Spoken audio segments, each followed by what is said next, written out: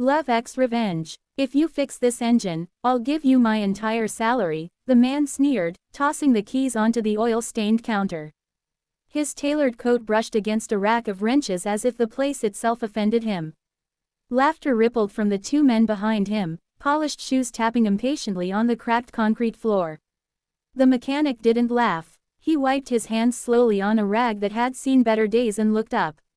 His eyes were calm, almost bored, the kind of eyes that had stared into broken engines and stubborn bolts for decades. Outside, rain drummed softly on the tin roof, filling the brief silence the millionaire's mockery left behind. "Sir," the mechanic said evenly, "I don't need your salary." That only made them laugh harder. The man in the coat was Victor Hale, a name that moved markets and froze boardrooms. His car, a rare, temperamental beast of engineering, had died on the highway, and every dealership within 50 miles had refused to touch it without waiting weeks for proprietary parts. Victor hated waiting. When his assistant suggested a small roadside garage, Victor had smiled the way predators do before they play with their food. The mechanic's name was Elias. The garage had been his father's, and before that, his grandfather's. The sign outside was faded, the paint peeling, but the tools were clean, and the air smelled of oil and patience. Victor leaned on the counter. "I've got meetings worth more than this entire dump," he said. "If you can't fix it by tonight, say so. I'll buy another car." Elias nodded once. "Pop the hood." They walked outside. Rain misted the air as Elias listened, not with his ears alone, but with his hands, his eyes, his memory. Victor's laughter died when the mechanic asked him to start the engine. The sound that came out was wrong. Not loud wrong, not obvious wrong, but subtle, like a lie told too smoothly. Elias frowned. "Fuel delivery's fine," he murmured.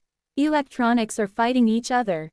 Victor scoffed. "It's a proprietary system. You wouldn't understand." Elias said nothing. He disconnected the battery, reached into the engine bay, and began removing parts with a confidence that unsettled Victor. 10 minutes passed. Then 20. The rain stopped. Victor checked his watch. "This is pointless." "Then leave," Elias said quietly. Something in that tone, firm, unbending, made Victor stay. As the light faded, Elias worked by an old lamp. He spoke rarely, but when he did, it wasn't to impress.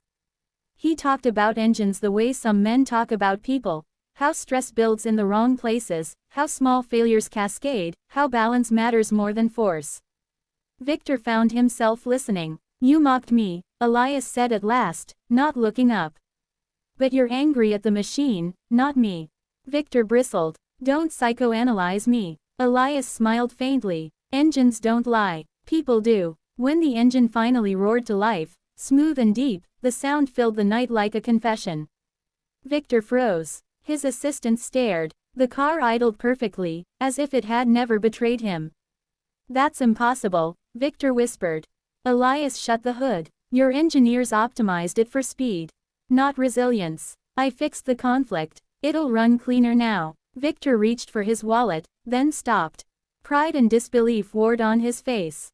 "I meant what I said," he muttered.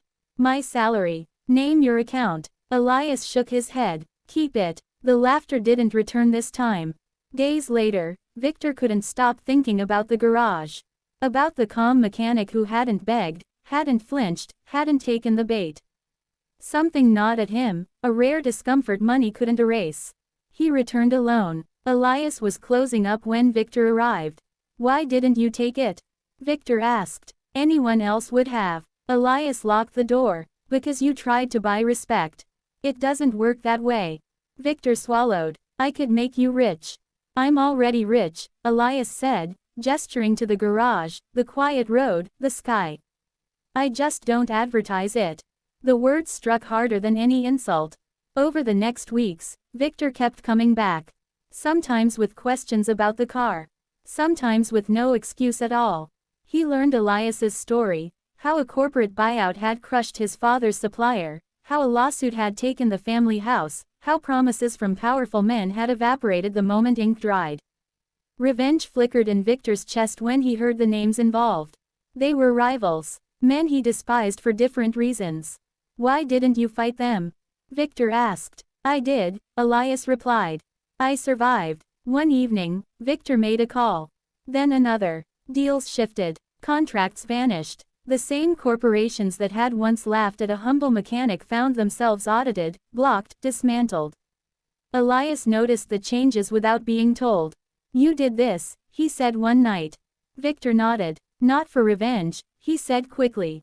For balance. Elias studied him. Be honest. Victor exhaled. Fine. For revenge too. But not mine. Silence settled between them, not uncomfortable, but heavy with understanding. When the offer came, an official partnership, funding, a state-of-the-art workshop, Elias hesitated. Victor waited, not mocking this time, not bargaining.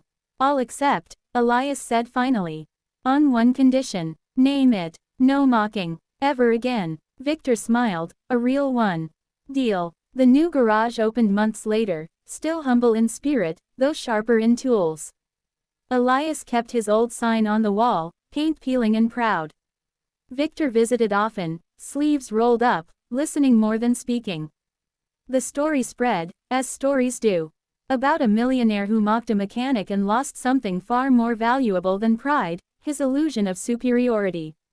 And about a mechanic who fixed more than an engine, without taking a single dollar of the salary he'd been promised. Love wasn't loud, revenge wasn't cruel, and respect, once earned, changed everything.